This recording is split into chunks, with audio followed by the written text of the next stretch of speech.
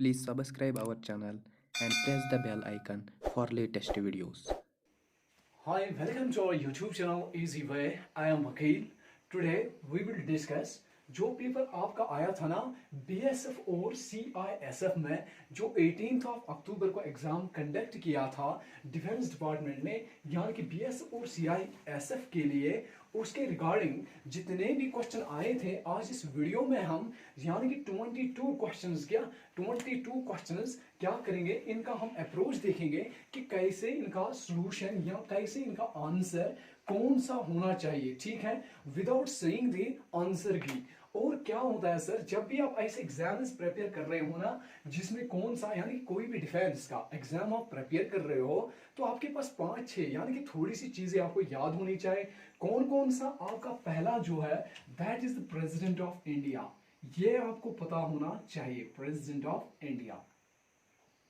Second one क्या पता होना चाहिए? आपका होम मिनिस्टर, आपका होम मिनिस्टर। और ऐसी आपका third one that is prime minister. ये 2-3 चीजें आपको याद होना जरूरी है, ठीक है, ये आपको याद ही याद रखने हैं। और आपको डिफेंस यानी कि डिफेंस मिनिस्टर भी पता होनी चाहिए, ठीक है, chief of the defence staff भी होना चाहिए पता, चीफ ऑफ डिफेंस स्टाफ, ठीक है। ऐसे ही कुछ और होते हैं जैसे chief of the army staff, chief of the air staff, chief of the naval staff. तो ये आपको पता होनी चाहिए। जैसे आज हमारे जो प्रेसिडेंट ऑफ इंडिया है वो कौन सा है? रामनाथ कोविंद। क्यों ये इंपॉर्टेंट है? अगर एग्जाम डिफेंस के लिए हो रहा है ये इंपॉर्टेंट क्यों है? जो प्रेसिडेंट ऑफ इंडिया होता है ना सर, वो हमारा सुप्रीम कमांडर होता है, यानी कि ही और she can declare a war, supreme commander होता है, ठीक है सर। आज का जो होम मिनिस्टर प्रेजेंट है हमारे सभी जानते हैं कौन है? अमित शाह, ठीक है। ऐसे हमारी प्राइम मिनिस्टर मोदी जी, ठीक है। ऐसे अगर आप डिफेंस का देखोगे तो वो कौन सा है? राजनाथ सिंह, ठीक है, राजनाथ सिंह। ऐसी chief of the defence staff जो है ना हमारा, ये कौन सा है? बिपिन रावत, बिपिन रावत। इसके अलावा और भी चीजें आपको याद रखनी पड़ेगी, जैसे ये जितने भी पैरामिलिट्री फोर्सेस है ना, जिस एग्जाम में आप जा रहे हो उसके डीजी यानी कि जितने भी डायरेक्टर जनरल होंगे वो पता होने चाहिए, उनके नाम आपको पता होना जरूरी है, ठीक है सर। अब क्या है, ये जो एग्जाम है ना सर, इस एग्जाम में देखो कुछ और चीजें, जैसे मैंने कहा ये जो है ना इन दोनों को हम कहते हैं पैरा मिलिट्री फोर्सेस। आज से आप याद रखोगे जनरली जितने भी हमारे क्या है पैरा मिलिट्री फोर्सेस है ना, पैरा मिलिट्री फोर्सेस, उनके हेड क्वार्टर्स कहाँ है? उनके हेड क्वार्टर्स है न्यू दिल्ली में, ठीक है। लेकिन एक ही पैरामिलिट्री फोर्स ऐसा है जिसका न्यू दिल्ली में नहीं है, वो आप मेरे को कैसे बताओगे? कमेंट में बता दोगे, ठीक है। क्योंकि देखो ये जो सेशन है ना ये इंटरैक्टिव होना चाहिए। मैं तो जितने भी पेपर में क्वेश्चन आए हैं उनका मैं दिखा दूंगा अप्रोच क्या होती है और आंसर कैसे निकालना है। लेकिन आपको क्या करना है, इन रिटर्न आप क्या करोगे? मैं भी यहां से 5-6 क्वेश्चन आपसे पूछूंगा और उनका जवाब मुझे चाहिए। अगर आपने उन क्वेश्चनों का जवाब दे दिया तो नेक्स्ट वीडियो में हम नेक्स्ट जो ऑनवर्ड्स होंगे ना 22 क्वेश्चन के आगे वो हम अपलोड करने वाले हैं, ठीक है, वो जल्दी से आने वाला है। देखो सर, और इसके अलावा जब ये एग्जाम होते हैं ना तो आपको कुछ और चीजें पता होनी चाहिए। फॉर एग्जाम्पल आर्मी डे जो है ना सर, इसको हम ऑब्जर्व करते हैं 15 जनवरी को। इसी तरह से हमारा क्या है एयर फोर्स डे, इसको करते हैं हम 8 अक्टूबर को, ठीक है, 8 अक्टूबर को। तो ऐसी नेवी है, नेवी आप मेरे को बताओगे कमेंट में वो किस दिन, ठीक है, वो कब मनाया जाता है, ठीक है सर। अब आते हैं उन क्वेश्चनों पे जो क्वेश्चन पूछे गए कहां पे है, यानी कि बीएसएफ के एग्जाम में जो पूछे गए थे जो 18 अक्टूबर 2020 में पूछा गया है, ठीक है। उन क्वेश्चन को देखते हैं कि कौन सी अप्रोच होती है क्वेश्चन को यानी कि सॉल्यूशन निकालने का या आंसर निकालने का, कौन सा अप्रोच होता है, कौन सा सही होता है जिसमें आपका टाइम भी बचे और आपका क्या होगा, आपका सही आंसर भी निकले, ठीक है। लेकिन इससे पहले मैं आपको बता दूं आपका एलिमेंट्री मैथमेटिक्स सही होना चाहिए, जिसमें आपका एलसीएम आ जाएगा, एचसीएफ आ जाएगा, स्पीड टाइम एंड डिस्टेंस आ जाएगा आपका, ऐसे ही आपका वर्क एंड टाइम आ जाएगा। ठीक है, ये पता होनी चाहिए आपको। दूसरा होता है रीजनिंग। क्या होता है सर? रीजनिंग। रीजनिंग में क्या होता है, जो भी एग्जामिनर होगा ना, एग्जामिनर अगर उसका लॉजिक और आपका लॉजिक मैच हो रहा है तो आपका आंसर राइट होगा। क्या होगा? आपका आंसर सही है अगर वो उससे मैच हो रहा है। ठीक है, अब हम वो क्वेश्चंस देखते हैं जो एग्जाम में पूछे गए हैं। अब एक एक क्वेश्चन को हम देखेंगे और अप्रोच देखेंगे कि कैसे उनका आंसर निकालना है। तो now let us begin with these questions. ठीक है, सबसे पहला जो क्वेश्चन पूछा गया था आपके पेपर में वो आपका था, वो क्या था? 25, 36 और इसी तरह से आपका 49। और आपको बताना था कि आगे आने वाले सीरीज में क्या होगा, यानी कि 25, 36 है 49, तो आने वाला कौन सा होगा? देखो, जिसने भी एलिमेंट्री मैथमेटिक्स, जिसका भी यानी कि एलिमेंट्री मैथमेटिक्स में कम से कम आपको 1 से 20 तक जितने भी नेचुरल नंबर्स हैं इनका स्क्वायर भी पता होना चाहिए और इनका क्यूब भी पता होने चाहिए। ठीक है, देखो क्या है सर, अगर हम देख लेंगे जिसे भी पता होगी तो ये 5 5 25, 6 6 36, 7 7 49। देखो क्या अप्रोच लगाई एग्जामिनर ने इसमें, उसने स्क्वायर दिया है कंटिन्यू नेचुरल नंबर्स का, यानी कि कंसेक्यूटिव नेचुरल नंबर्स का। तो आगे आने वाला क्या होगा? 8 का स्क्वायर, यानी कि इसमें जो ऑप्शन 64 होगा ना sir, that is the right answer. जिस बंदे ने भी 64 आंसर किया होगा दैट इज द राइट, यानी कि उसका आंसर सही है। अब देखते हैं नेक्स्ट क्वेश्चन, कौन सा नेक्स्ट क्वेश्चन है। ठीक है सर, नेक्स्ट क्वेश्चन क्या है? ये भी रीजनिंग का ही आया हुआ है। जैसे क्वेश्चन पूछा गया है F2, फिर आपका डैश दिया गया है D8, फिर C16 और B32। क्वेश्चन ये था। ठीक है, आपको यहां पे बताना था कि यहां पे आंसर क्या होना चाहिए। देखो सर, अगर आप देखोगे सही से, देखो ये क्या है, डी के आगे क्या है? 8। पहले हम नंबर्स देखेंगे, नंबर उसने कैसे सेट किए। इसमें यहाँ 8 है, यहाँ 16 है, यानी कि 8 का डबल हो रहा है तो 16 आ जाएगा। 16 का अगर डबल करोगे तो क्या आ जाएगा? 32। इसका मतलब है 2 का डबल क्या होना चाहिए? 4, यानी कि आपका न्यूमेरिकल वैल्यू आ गया 4। ठीक है सर, 4। अब देखेंगे जो अल्फाबेट्स है। देखो अगर हम अल्फाबेट्स का देख लेंगे, यहां से बी, फिर सी, फिर डी, यानी कि रिवर्स आया है। देखो नंबर्स में क्या हुआ है, आपका डबल कर दिया। ठीक है, फ्रॉम दिस साइड, यानी कि फ्रॉम लेफ्ट टू राइट चला गया। लेकिन इसने जो अल्फाबेट्स लिखे हैं ना, वो कहां से लिखे हैं? उसने लिखे हैं कहां से? Right to left.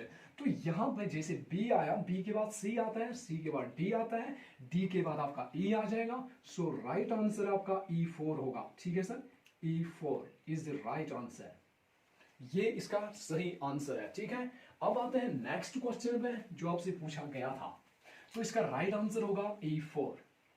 देखो नेक्स्ट क्वेश्चन उसने बताया था find the odd one out. Odd one out में होता क्या है, अगर आपके पास 4 ऑप्शन है, आपको एग्जामिनर ने क्या पूछा है, सर आप बता दो ऑड वन आउट इसमें से टिक कर दो। ठीक है, तो अब आप क्या करोगे, या find out the odd one. देखो अगर मेरे पास ये नंबर 1, नंबर 2, नंबर 3, नंबर 4, ठीक है, ये 1 लिया, ये 2 लिया, ये 3 लिया, ये 4 लिया। देखो इसमें क्या कर रहा है एग्जामिनर, जो आपके ये 4 ऑप्शन होते हैं, 3 में कोई ना कोई रिलेशन सेम होती है। ठीक है, सेम रिलेशन होती है, सिर्फ एक ऐसा होता है जिसमें वो रिलेशन नहीं होगी, तो उसको आपको क्या करना है? Find out. ठीक है, देखो इसमें क्या लिखा है, उसने लिखा क्या था? केमिस्ट्री, आपका फिजिक्स और आपका बायोलॉजी और ऑप्शन था इंग्लिश। देखो सर, चाहे फिजिक्स हो, चाहे केमिस्ट्री हो, चाहे बायोलॉजी हो, ये ब्रांचेस है किसकी? साइंस की। और इंग्लिश जो है ये अलग सी ब्रांच है। ठीक है, सो राइट आंसर क्या था? आपको कौन सा, देखो इनमें रिलेशन है, ये साइंस की ब्रांच है और ये अलग सी है, तो आपका राइट आंसर इसमें था इंग्लिश। इसमें जो ऑड वन है ना, वो इंग्लिश ही था। ठीक है सर, अब देखते हैं नेक्स्ट क्वेश्चन जो आपका एग्जाम में पूछा गया था, वो क्या है? फिगर्स। देखो सर, फिगर्स पे क्वेश्चन पूछा गया था, आपको एनालिसिस करना था कि फिगर्स उसने कैसे अरेंज किए हैं। जैसे उसने क्वेश्चन में क्या लिखा था, एक ट्रायंगल बनाई थी और इसके अंदर सर्कल, फिर सर्कल बनाया था, इसके अंदर ट्रायंगल बनाई थी, ठीक है। यहाँ आपका ऑप्शन बताना था कौन सा ऑप्शन सही होगा, और फिर और एक था ट्रायंगल और सर्कल। देखो ऐसे वाले क्वेश्चन में हमें क्या करना होता है, देखो ये जो दो फिगर्स है ना, इसमें देखो रिलेशन कौन सी है, ये फिगर कैसे ये बनेगी। देखो सर, यहाँ जो सर्कल है ना, वो यहाँ देखो, यहाँ इंटीरियर में सर्कल है, यहाँ सर्कल एक्सटीरियर में है। दैट मीन्स जो आपका इस फिगर का इंटीरियर डिजाइन है, वो इस फिगर का एक्सटीरियर डिजाइन बन रहा है, ठीक है, बन रहा है या नहीं। ये देखो यहां पे क्या आना चाहे, यहां पर भी इंटीरियर आना चाहे, फिर ये एक्सटीरियर होगा, यानी कि इसका इंटीरियर क्या बनेगा। देखो यहां पे सर्कल था इंटीरियर में, तो एक्सटीरियर में सर्कल आया इसके फिगर में। यहां ट्रायंगल जो था वो एक्सटीरियर था, लेकिन ट्रायंगल जो था वो एक्सटीरियर था इस सर्कल में, इस फिगर में क्या हुआ, वो इंटीरियर का डिजाइन, यानी कि इसका डिजाइन चेंज हो रहा है, एक्सटीरियर इंटीरियर में चला जा रहा है, इंटीरियर एक्सटीरियर में। तो यहाँ ऑप्शन क्या होगा सर, देखो जो इनर डिजाइन है वो एक्सटीरियर बन जाएगा, तो आपका सर्कल आ जाएगा। ये जो ट्रायंगल ये एक्सटीरियर है, तो ये कहाँ आ जाएगा, interior design. So right answer is this. जिस बंदे ने भी ये आंसर लिखा हो, ये आंसर सही है। So right answer is this one, ठीक है।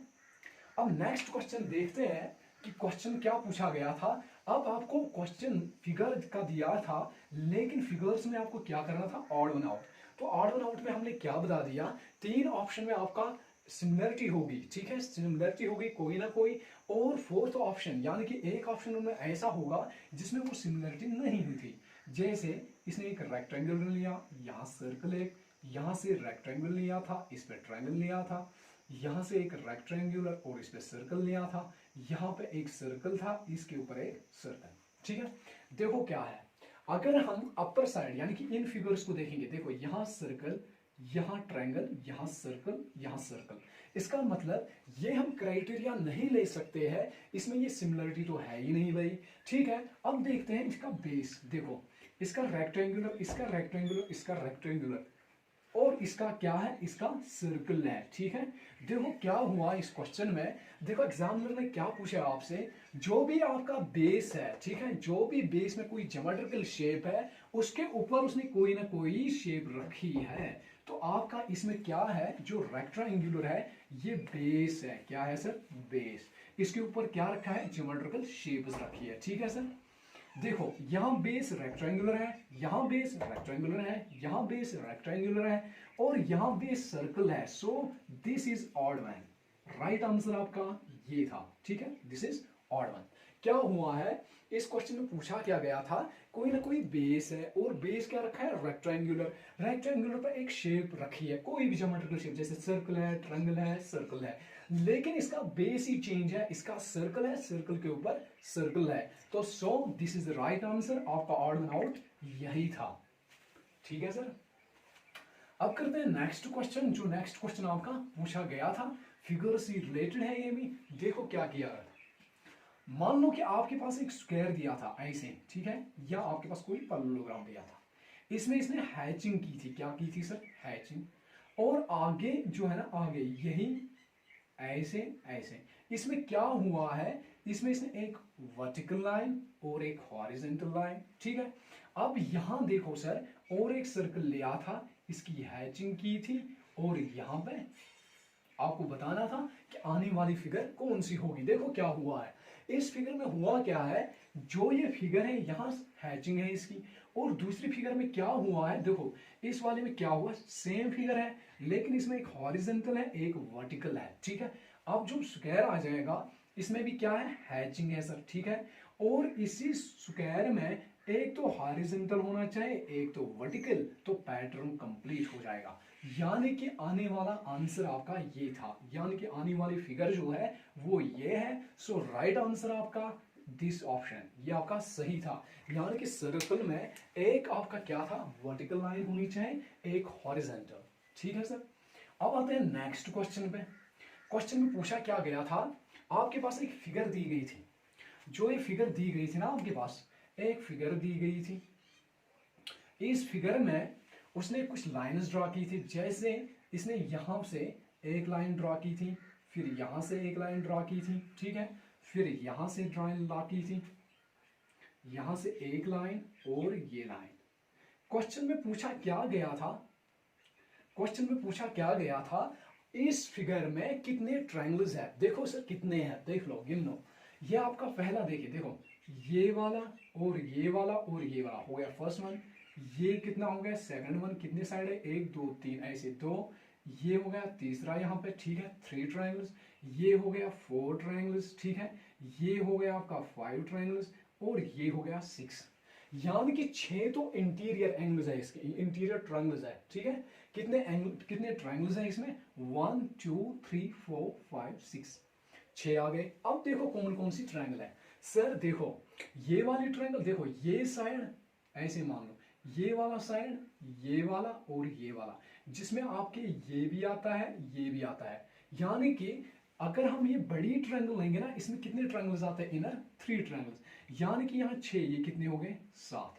अब काम कर लो, देखो ये तो आ गए थे, अब ऐसे लेंगे, इसमें 2 ट्रायंगल्स इन्वॉल्व कर लेंगे, तो ये ऐसे आएगा आपके पास, ऐसे आएगा और ऐसे, कितने हो गए 8, ठीक है सर। अब देखो, अब और एक ट्रायंगल देखो, जिसका ये देखो, ये तो इंटीरियर, ये भी यानी कि इंटीरियर ट्रायंगल से ये भी एक ट्रायंगल है ना सर, 1 2, कितने साइड है, 1 2 3, तो आपके ये 6 हो गए और ये कितने हो गए आपके 3, यानी कि 9 इज द बेस्ट आंसर। इसका जो राइट आंसर था वो आपका क्या होना चाहिए, 9 ट्रायंगल्स, कितने 9 ट्रायंगल्स इसका राइट आंसर था, ठीक है सर। अब नेक्स्ट क्वेश्चन की बात करते हैं। नेक्स्ट क्वेश्चन में क्या पूछा गया था, जो आपके पेपर में आया था, पूछा गया था क्वेश्चन, देखो क्या है। रीजनिंग में क्या होता है, मैंने पहले ही बताया था, जो भी आपका एग्जामिनर होता है उसके जो लॉजिक होगा ना, आपका लॉजिक भी मैच करना चाहिए उसके साथ, तो आपका फिर राइट आंसर है। देखो क्वेश्चन में पूछा क्या गया था, क्वेश्चन में पूछा क्या गया था, dash is to land as and navy is dash. देखो सर, एग्जामिनर ये सोच रहा है, या एग्जामिनर ने ये पूछा है आपसे, जो हमारा आर्मी है ना, वो किस पे बैठते हैं, यानी कि वो कहाँ बैठते हैं या काम करते हैं या किसकी रक्षा कर रहे हैं, लैंड की। यानी कि इसमें क्या आएगा, लैंड, ठीक है, आर्मी। इसका ऑप्शन क्या आ जाएगा, लैंड पे कौन बैठता है, आर्मी। और नेवी कहाँ बैठती है, सी, ठीक है, सी और ओशन, ठीक है। अब आपका राइट आंसर क्या होगा, आर्मी और सी, जहां आपका ये ऑप्शन होगा, ठीक है सर। यहां एग्जामिनर आपसे ये पूछना चाहता है, सर जो नेवी फोर्स है ना, वो तो समुद्री, यानी कि वो उसकी रक्षा कर रहे हैं, तो आर्मी किसका रक्षा करेंगे, ये आर्मी जो है हमारे, ये किसकी रक्षा कर रहे हैं यहाँ पे, लैंड बाउंड्री की, ठीक है, जिसपे हम रहते हैं, ठीक है। तो इसका राइट आंसर आर्मी और सी आ जाएगा, ठीक है। ऐसे ही हम देखो क्वेश्चन पूछा क्या गया था, और एक क्वेश्चन जो मैथमेटिक्स या रीजनिंग समझो। देखो आपका 8, फिर आपका 27 ऑप्शन था, फिर आपका 125 था, फिर आपका 373 था। तो आने वाला शायद इसमें ऑड आउट वन, हाँ मे भी इसमें ऑड आउट वन लिखा था उसने, ठीक है। यानी कि यहाँ आपका 1381 ऑप्शन दिया था। उसने बोला था सर आप इसमें बताओ कि ऑड वन कौन सा है। देखो मैंने क्या कहा पहले, जब भी आप ऐसे एग्जाम्स की प्रिपरेशन कर रहे हो, आपको 1 to 20 नेचुरल नंबर स्क्वायर भी पता होनी चाहिए और क्यूब भी पता होना जरूरी है, ठीक है। देखो अगर मैं इसको लिख सकता हूँ 8 को 2 का क्यूब, इसको लिख सकता हूँ 3 का क्यूब, इसको 5 का क्यूब लिख सकता हूँ, इसको लिख सकता हूँ 7 का क्यूब, तो फिर 11 का क्यूब आना चाहिए, ठीक है। देखो क्या हुआ इस क्वेश्चन में, लॉजिक क्या है कि जो एग्जामिनर ने आपसे क्वेश्चन पूछा है, जितने आपके प्राइम नंबर्स है, प्राइम नंबर्स का स्क्वायर पूछा है, ठीक है, प्राइम नंबर्स का स्क्वायर। प्राइम नंबर्स वो नंबर्स होते हैं जिनका फैक्टर एक तो 1 होता है और दूसरा कौन सा फैक्टर होता है, खुद, यानी कि इटसेल्फ। एक तो इसका 1 होगा और अपने आप से होगा, ठीक है, यानी कि 2 फैक्टर होते हैं इसके, ठीक है। एक तो 1 से डिवाइड हो जाएगा, या 1 से डिवाइड हो जाएगा, या अपने आप से डिवाइड हो जाएगा, ठीक है। तो देख लो यहां पे अगर हम यहां देख लेंगे ना, 1 to 1 into 11, यानी कि 11 का स्क्वायर ये होता है। अब इसका 11 कर देंगे तो कितना आना चाहिए आपके पास, 1 to 1 1 to 1, यानी कि 1 3 3 1। तो राइट आंसर देखो आपका क्या होना चाहिए यहाँ पे 1331, लेकिन एग्जामिनर ने क्या पूछा है, बस उसने थोड़ा सा इसमें चेंजिंग किया है, उसने 133 को थोड़ा सा ऐसे लिखा, ऐसे लिख दिया, 8 बना दिया, तो आपका ऑड वन आउट कौन सा है, that is 1381। So right answer is 1381। ठीक है, नेक्स्ट क्वेश्चन देखते हैं जो आपके एग्जाम में पूछा गया था।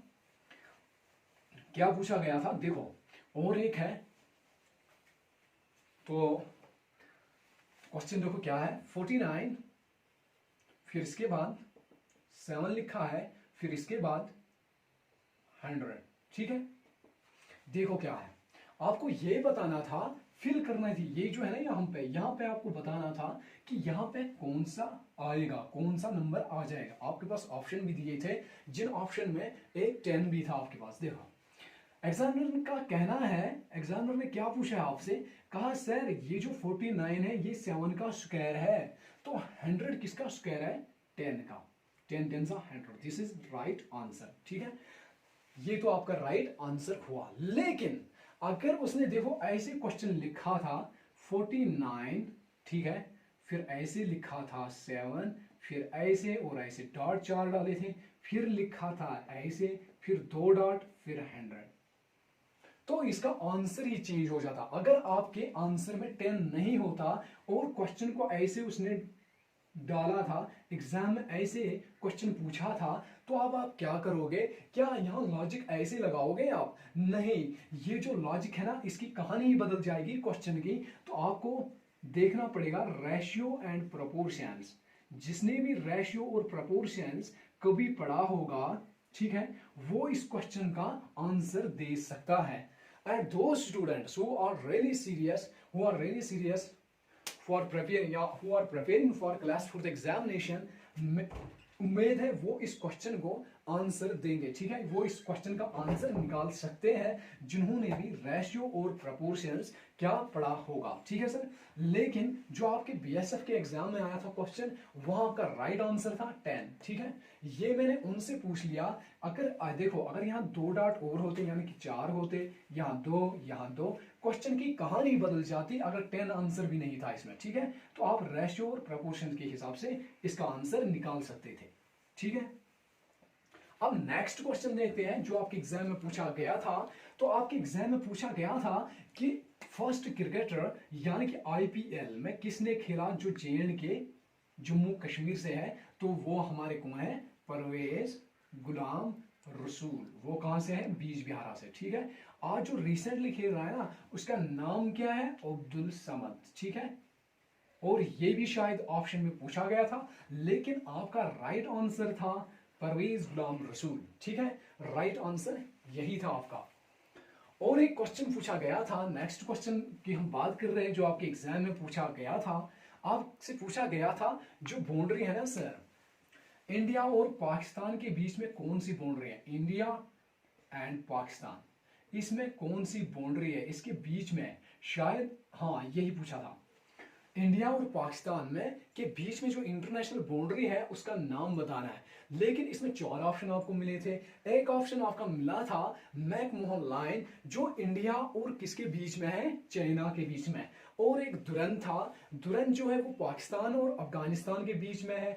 और जो इंडिया और पाकिस्तान के बीच में, that is called red Cliff line, उसे हम क्या कहते हैं, red Cliff line. So it is the right answer. ठीक है, और एक जो ऑप्शन था ना सर, वो आपका फ्रांस और जर्मन में था। ठीक है, तो इसका राइट आंसर कौन सा था, रेड क्लिफ लाइन। ये रेड क्लिफ लाइन कब बनी थी, जब क्या हुआ था, पार्टीशन, यानी कि जब इंडिपेंडेंस मिल गई थी, जब इंडिया और पाकिस्तान का पार्टीशन हुआ था, तब जाके ये लाइन बनी थी। ठीक है सर, ये लाइन बनी थी।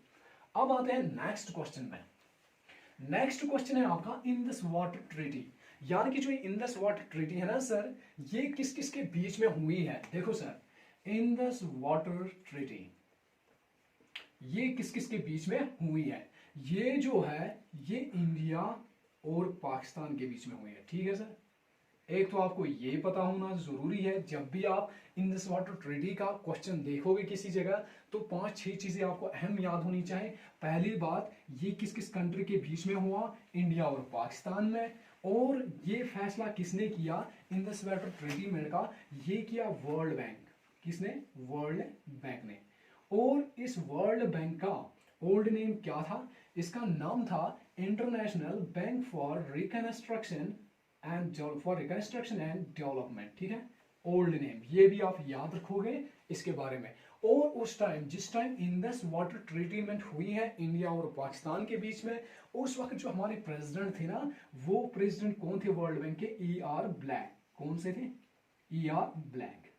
और आज से आप देखो, इसमें इतना इंफॉर्मेशन मैंने बता दी आपको कि इंडस वाटर ट्रीटी किस किस के बीच में हुआ, इंडिया और पाकिस्तान। वर्ल्ड बैंक ने ये फैसला लिया था, और वर्ल्ड बैंक का पुराना नाम क्या था? International bank for reconstruction and development. ठीक है, और उस वक्त प्रेसिडेंट हमारे E.R. ब्लैक थे।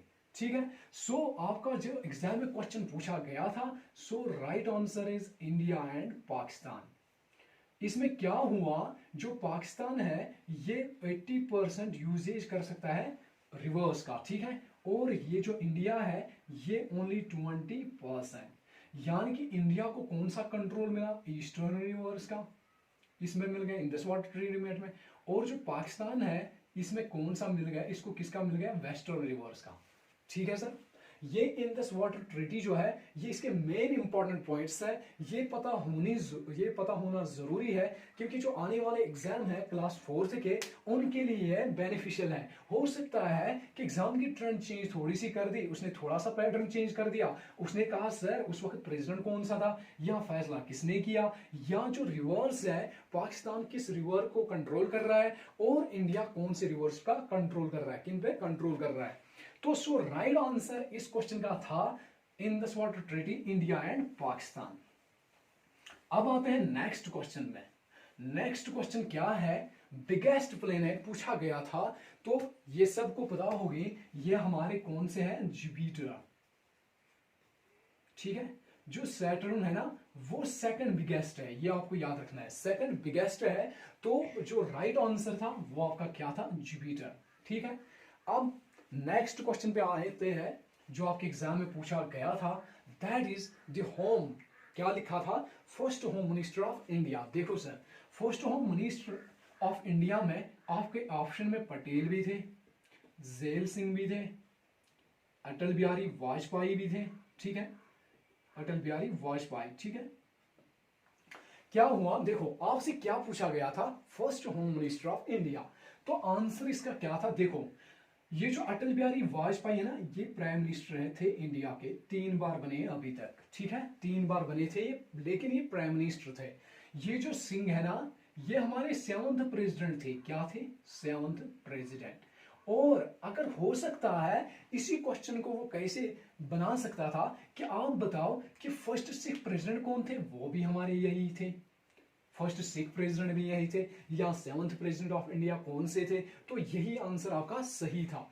अब आते हैं इस ऑप्शन, देखो इस ऑप्शन पे, ये हमारे फर्स्ट होम मिनिस्टर भी थे। क्वेश्चन में पूछा गया था होम मिनिस्टर, सो राइट आंसर आपका यही था। लेकिन अगर उसने ये भी कहा था ना सर, ऐसे क्वेश्चन पूछा था deputy prime minister of India, तब जाके भी आपका आंसर पटेल ही था। Right answer is Patel. So देखो क्वेश्चन में, देखो एग्जाम में क्या करना चाहे, जो क्वेश्चंस है ना एलिमिनेट, जो आपके पास ऑप्शंस है ना वो एलिमिनेशन से कर दो। देखो यहाँ आपको ये पता चला ये प्रेसिडेंट था, ये प्राइम मिनिस्टर था, लेकिन जो ये था ना ये हमारा होम, फर्स्ट होम मिनिस्टर भी था और deputy prime minister of India भी। तो सो इसका राइट आंसर क्या होगा? पटेल। ठीक है, अब नेक्स्ट क्वेश्चन पे आते हैं करगिल वार पे। देखो सर, करगिल वार जो है ना ये कब हुआ है, ये आपसे पूछा गया था। तो करगिल वार जो है ये कब हुआ था? 1999 में। कब हुआ था सर? 1999 में। इसका सही आंसर यही है। हो सकता है अगर आपसे कभी पूछा जाए 162 में कौन सा हुआ, तो ये याद रखना ये चाइना और इंडिया के बीच में हुआ था। ठीक है, ये वाला वार भी आप याद रख सकते हो। ठीक है, अब आते हैं जो नेक्स्ट क्वेश्चन, यानी कि इस क्वेश्चन का करगिल वार कब हुआ है, इसका राइट आंसर आपके पास था 1999।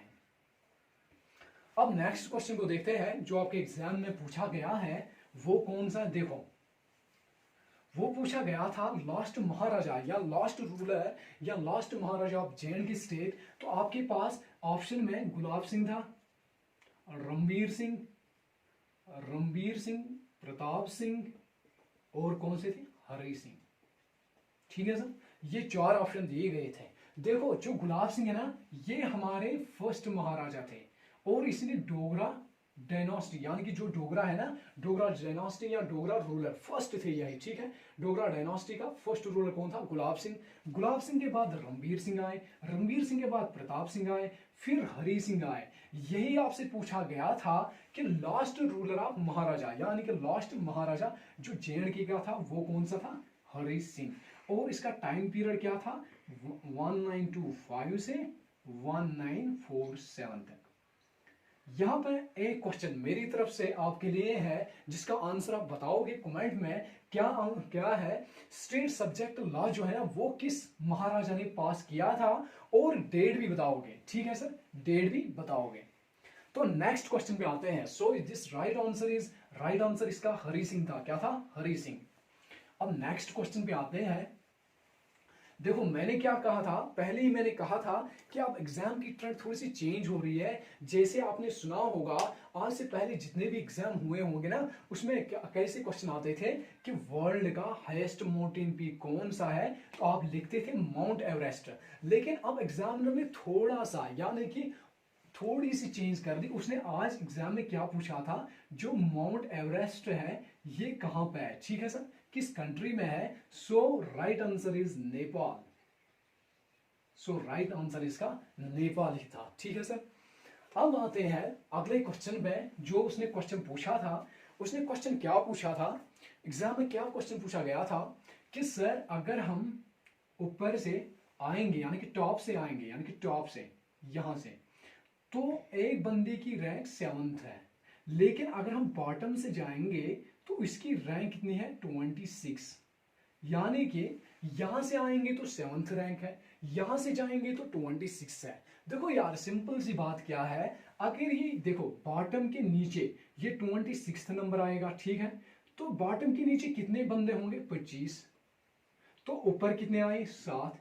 आपका राइट आंसर क्या होगा, 32। 32 is the right answer. 32 is the right answer. देखो अप्रोच क्या थी इसमें, कहने का क्वेश्चन कैसे पूछा गया था, क्वेश्चन में पूछा क्या गया था, एक्चुअली क्वेश्चन में पूछा गया था कि अगर आप टॉप से आओगे तो 7th रैंक है एक बंदे की, लेकिन अगर आप बॉटम से आ जाओगे तो उसकी कितनी है, 26। यानी कि इसका मतलब है 7 के नीचे कितने और बंदे हैं, 25। तो हमने वही किया, 25 और 7 कितने हुए, 32। आपका राइट आंसर इसमें क्या था, 32। आपको क्या बताना था इस क्वेश्चन में कि टोटल स्टूडेंट्स कितने हैं, तो आपका राइट आंसर आया 32।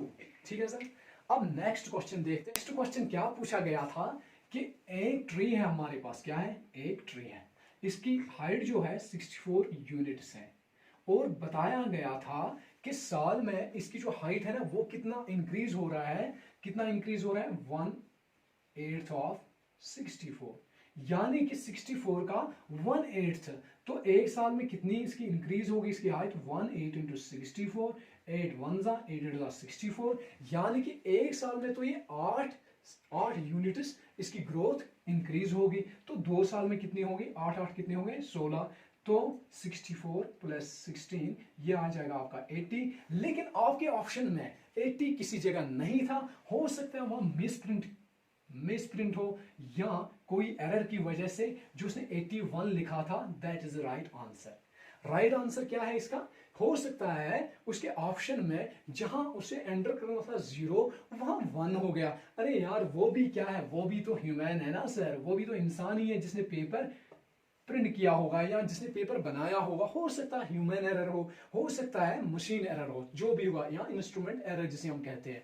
सो राइट आंसर क्या है इसका, 81। क्योंकि आपके ऑप्शन में 80 नहीं था, हो सकता है कि वो जो ऑप्शन में 80 लिखना चाहता था वहां एंटर हुआ है 1। ठीक है, अब और एक क्वेश्चन को देखते हैं। अब हमारे पास दो ही क्वेश्चन बचे हैं। देखो क्या है, और एक क्वेश्चन जो पूछा गया था आपसे, पूछा गया था कि 8 1/3 ये किसके इक्विवेलेंट होता है। आपके पास 4 ऑप्शन थे। देखो सर इसको कैसे, इसका तरीका क्या है, देखो इसके अगर मैं ऐसे लिख सकता हूं ना, 2⁻³ क्योंकि 2 2 जा 4 2 जा 8, यानी कि 2 का क्यूब लिखूं, ये लिखो 1/3, ऐसे लिख सकता हूं ना, ये और ये कैंसिल, आपका आंसर कितना आ जाएगा 2। ठीक है सर, आपका आंसर 2 आ जाएगा अगर 1/3 था, अगर 1/3 था। लेकिन अगर हो सकता है, देखो अगर आप उसने ऐसे लिखा था, अब ये आपका 8 हो गया ना सर, ये 8 था और उसने यहाँ पावर लिखा था 2/3, फॉर एग्जाम्पल उसने ये लिखा था, तो करोगे क्या आप 2⁻³ और इसको लिख सकते हैं ना 2⁻, इसका भी पावर, ठीक है, 3 और 3 कैंसल, 2 2 ज़ा 4। देखो ऐसा क्वेश्चन पूछे तो आंसर ये आ जाएगा, ऐसे क्वेश्चन पूछे तो आंसर ये होगा। ठीक है सर, तो राइट आंसर, अगर उसने 1/3 पावर वहां लिखा है तो 2 आंसर है, अगर 2/3 लिखा है तो आपका 4 आंसर होना चाहिए। ठीक है, अब नेक्स्ट क्वेश्चन को देखते हैं। लास्ट जो इस सेशन में हम क्वेश्चन डिस्कस करने वाले हैं, जो आपके एग्जाम में पूछा गया था, एग्जाम में पूछा गया था कि एक टैंक है, क्या है, एक टैंक, इसमें एक पाइप जो है या सिटर्न जिसे हम कहते हैं, वो इसको फिल कर रहा है 8 आवर्स में। कितने, 8 आवर्स में इसको फिल कर रहा है। मान लेता हूं ये कोई टैंक ए है, कोई पाइप ए है जो टैंक को फिल कर रहा है 8 आवर्स में, और कोई पाइप बी है जो इसको 16 आवर्स में एम्प्टी कर रहा है। क्या कर रहा है ये, एम्प्टी। आपको ये बताना था कि ये जो टैंक है ये कब फिल होगी, यानी कि कब ये फिल होगी। देखो अप्रोच क्या है इसे क्वेश्चन करने की, हम इसका एलसीएम लेंगे, तो एलसीएम 8 और 16 का क्या आ जाएगा, 16। फिर देखो, अब देखो इसे डिवाइड कर लो, 16 8 2 ज़ा 16, 61 ज़ा 16। देखो इसका मतलब क्या है, टोटल काम 16 ही था, जिसमें ए हमारा दो काम कर रहा है और बी जो है ये एक काम कर रहा है। लेकिन ये एनपीटी था ना, सिर्फ माइनस यहां रखो, क्योंकि एमपीटी जब भी होगा ना तो माइनस करना है। ठीक है, तो टोटल काम कितना हो रहा है, देखो टोटल काम हो रहा है 2 + -1, यानी कि 2 - 1 1, एक ही काम हो रहा है। अब ये कह रहा है कि 16 काम करने में कितना टाइम ये दोनों लगा देंगे, डिवाइड बाय 1, तो आपका 16 आवर्स, यानी कि 16 आवर्स में ये टैंक फिल होगी। तो सो राइट आंसर इसका क्या था, 16। आज के सेशन में आप इतना ही, क्योंकि आपको पता ही है हमारी जो यूटी है इसमें अभी 4G है जो है वो रेस्टोर नहीं हुआ है, जिसकी वजह से हम वीडियो में इतने क्वेश्चन नहीं सॉल्व कर सके। ठीक है, आए जो हमने आपसे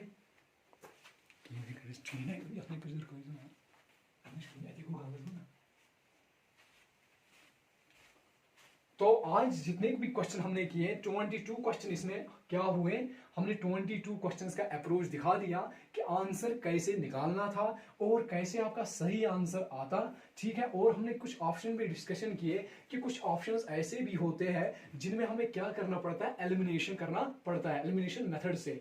तो डियर फ्रेंड्स, मैंने जो पहला क्वेश्चन पूछा था आपसे कि पैरा मिलिट्री फोर्स, जितने भी पैरामिलिट्री फोर्सेस है उनके head quarters generally new Delhi में है एक्सेप्ट वन, तो आपको उसका नाम बताना है। ठीक है सर, एक तो ये क्वेश्चन आपके लिए है। दूसरा मैंने बताया था स्टेट सब्जेक्ट, ये जो है ना स्टेट सब्जेक्ट जो है ये ला किसने, किस महाराजा ने और किस डेट पे क्या किया था, बनाया था या अप्रूव किया था। ठीक है सर, ये आपके लिए ये क्वेश्चन। और एक मोस्ट इंपॉर्टेंट क्वेश्चन, आप मेरे को बताओगे सर इंग्लिश में कितने मॉडल्स हैं टोटल, चाहे आप ऑक्सिलरी मान लो, चाहे आप प्राइमरी का हो, चाहे आप मार्जिनल का हो। ठीक है सर, अगर इन तीनों क्वेश्चनों के आंसर मुझे कमेंट में मिल गए तो नेक्स्ट वीडियो में हम क्या करेंगे, जो भी आपके 22 क्वेश्चन के आगे जितने भी क्वेश्चन पूछे गए थे उसका वीडियो हम 2 दिनों में आप अपलोड करेंगे। ठीक है, यानी कि विद इन 2 डेज हम और एक वीडियो लाएंगे जिसमें हमारे और जो रेस्ट ऑफ क्वेश्चंस है वो हम डिस्कस करेंगे। ठीक है sir, thank you, best of luck, have a nice day.